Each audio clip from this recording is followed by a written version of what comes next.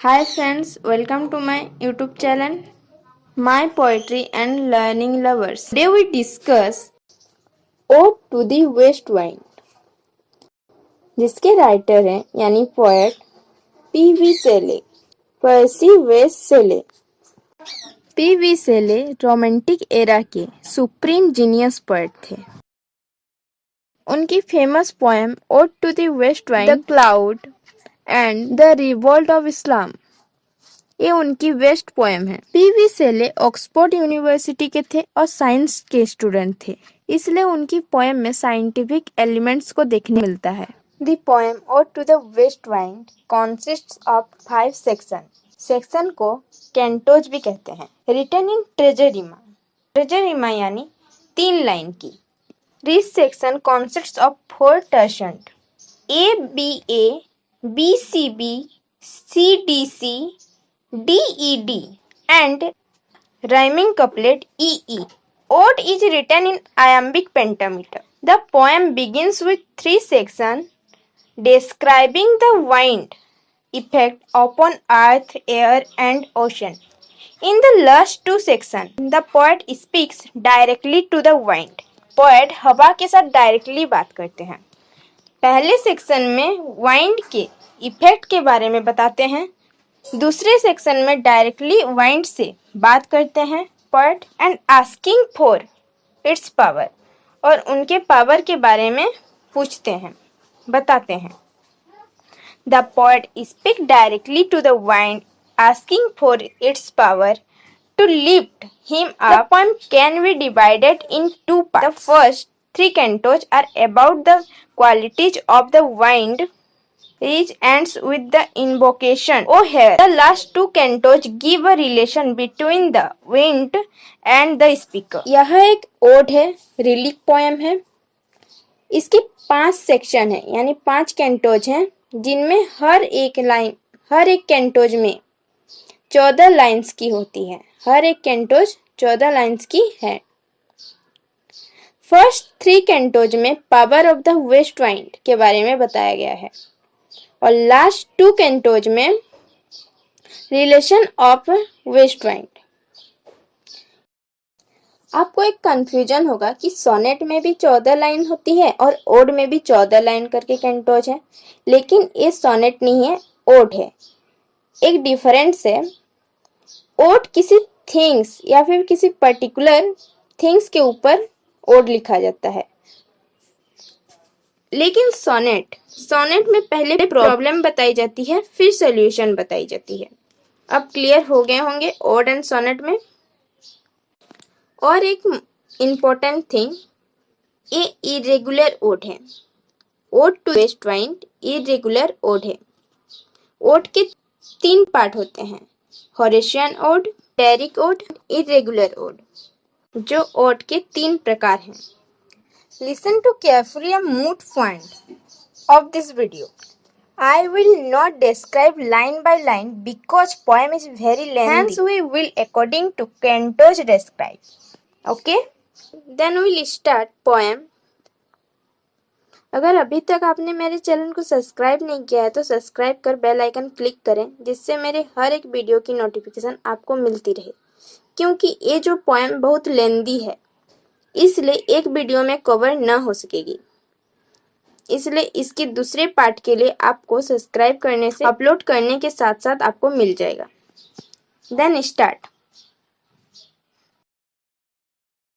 O wild west wind, thou breath of autumn's being, thou from whose unseen presence the leaves dead are driven like goats from an enchanter valley. Enchanter means जादूगर। हे पश्चिमी हवा, हे जंगली पश्चिमी हवा, यहाँ पे जोरों से हवा चल रही, इसीलिए पोएट ने पश्चिमी हवा को जंगली कहा। तुम ऑटम की सांस हो, जिसकी अनदेखी उपस्थिति में मरे हुए पत्ते भी चल जाते हैं। कोई जादूगर आ जाने से कोई भूत चला जाता है, उसी तरह तुम भी आने पर ये पतझड़ के जो पत्ते होते हैं वो भी उड़ जाते हैं, चले जाते हैं, मरे हुए पत्ते भी चले जाते हैं। इस स्टेंजा में पोएट कहते हैं, वह हवा को शरद की सांसें लेने की संज्ञा देता है। यहाँ पर वेस्ट और वाइल्ड के लिए जो कैपिटल लेटर का यूज हुआ है उससे पता चलता है कि इसमें पर्सोनिफिकेशन है, जिससे हवा को और अधिक बढ़ावा मिलता हवा है। को आगे बढ़ाया ही जाता है और इसे सांस लेने का पर्सोनिफिकेशन दिया जाता है। और वह हवा जो अनदेखी होती है, जिससे ऐसा लगता है कि जैसे वह हवा को भगवान या स्पिरिचुअल के रूप में मान रहे हैं। The last line of the stanza specifically refers to the wind as the spiritual being that drives away death and gods, जो मृत्यु और भूतों को दूर भगाती है। जैसे कोई जादूगर आ जाने से भूत भाग जाता है, उसी तरह दिखाए हैं। Yellow and black and play hectic rate. Pastry-ration stricken multitudes, O thou, who chariotest to their dark wintry bed. यहाँ पर येलो पीला और काला और पीला, प्ले यानी भी पीला, और भारी लाल यानी हेक्टर, बहुत ही लाल, महामारी से त्रस्त बहुजन जो अपने अंधेरे सर्दियों के बिस्तर पर रत रखते हैं, वो तुम ही हो, यानी हवा ही है। चलिए इसको डिटेल में समझते हैं। यहाँ पर ऑटम सीजन के पत्तों का वर्णन किया गया है।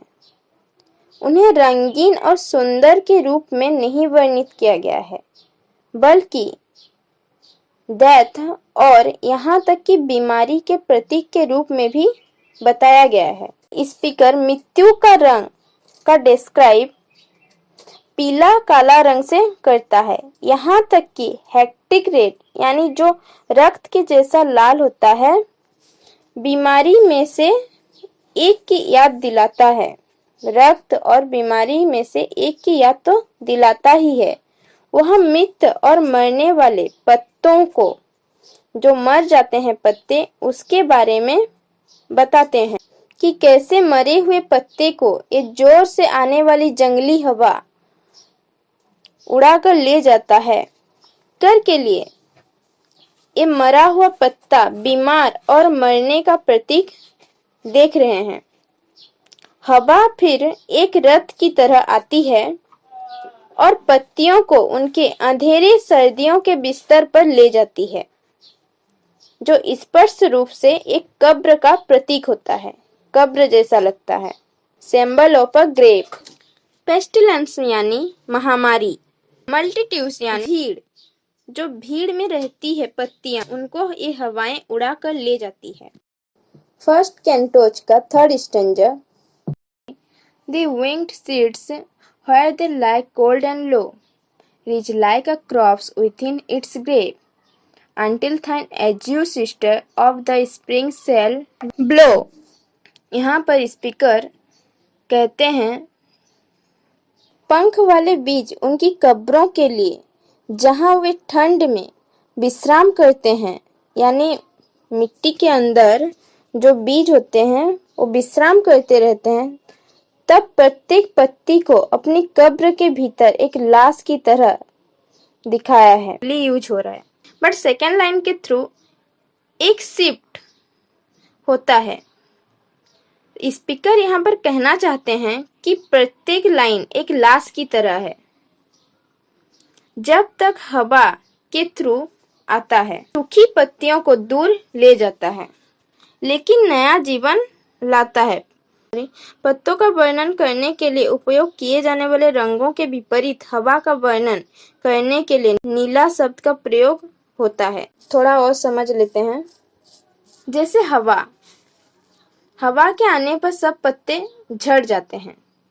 जब ऑटम्स में हवा आता है जोर से, तो सब पत्ते झड़ जाते हैं। तब उनके बीज जो होते हैं वो मिट्टी में दब कर रह जाते हैं। मिट्टी से बीज जब अंकुरित होकर एक पौधा का रूप लेता है, वो तब तक पौधा का रूप नहीं लेता जब तक स्प्रिंग सीजन नहीं आ जाता। स्प्रिंग सीजन उसकी सिस्टर ऑटम की सिस्टर जब तक नहीं आ जाता है तब तक वो अपनी जीवन की शुरुआत नहीं कर सकता। पौधे की शुरुआत नहीं कर सकते हैं जब तक स्प्रिंग सीजन नहीं आ जाता है। लाई मीन्स विश्राम करना। एज्यूर मीन्स नीला। विंग्ड यानी पंखों वाला। पंखों वाला स्प्रिंग सीजन जब तक नहीं आ जाता तब तक वो अंकुरित नहीं हो सकते। Arian over the dreaming earth and feel driving sweet burns like flocks to feed in air with living huge and odorous plan and heal।